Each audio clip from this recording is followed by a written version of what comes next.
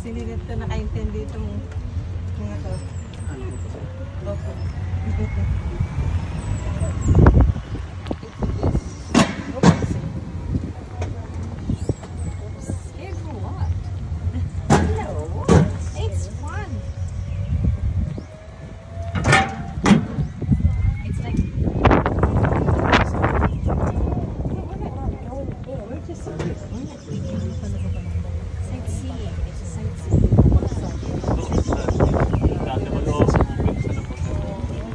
First time niyo po makarating dito ba? Opo. Okay po, magandang hapon po sa inyo lahat. Good afternoon. Ako pala ang inyong park guide. My name is Noel Manga.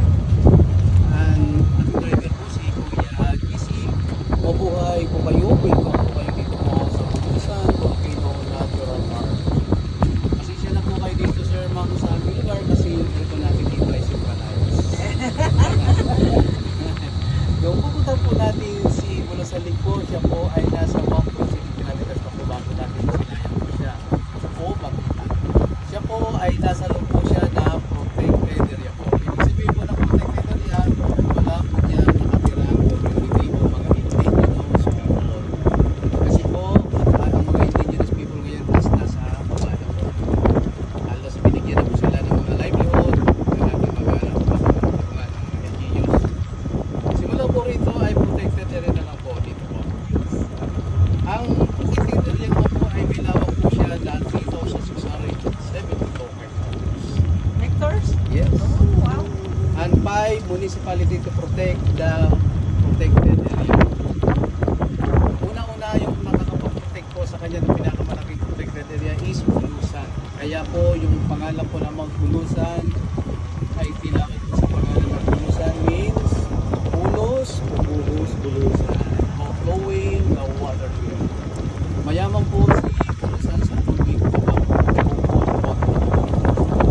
Kaya dito sa amin, maniwala kayo sa hindi ay bibili po lang namin ay is 10 pesos a month.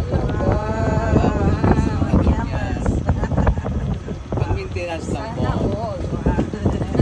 At dito po sa protected area, lahat po ng mga tinutulcover sa DNR ng mga wildlife like snake ay dito po nila pinapakapag kasi protected yan. Mga wild pig, wild goat, wild chicken, wild cat, mga bayawak dito po. Pero usually ito po sa Bulusan po ay wala po yung crocodile kasi po ang crocodile po ay hindi po siya nabubuhay sa taas. Kailangan po nila naman sila buhay. Yung tubig naman po ay may halong salt water po sa 0 sea levels po. Kasi yung pupunta natin si Bulusan Lake po, division po siya na 335 meters above sea level. Ang peak po ng pinakalalim po ng Bulusan Lake is 726 meters. At may lawak naman po yung lake na 16.3 meters. Kaya lang po, kasi po pag nakita niyo yung tubig niya as nagkukulay puti, sa kanila na po ng reflection po ng paligid ng mga tubig. Pero si Bulusan Lake po ay siyang nagsisilbing lang namin ng mga taga-Bulusan. Hindi po siya istak ng water, hindi po siya kaya yung Bulos means Bulusan.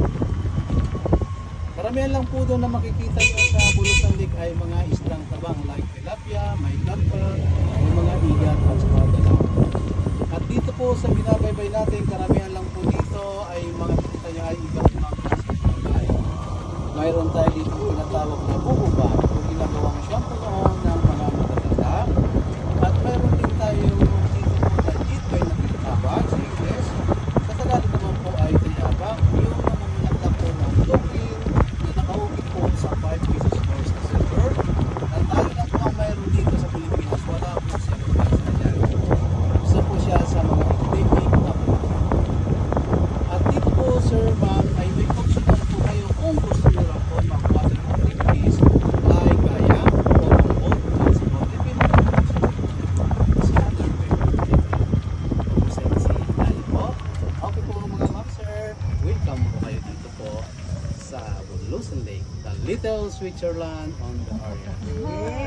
Yay!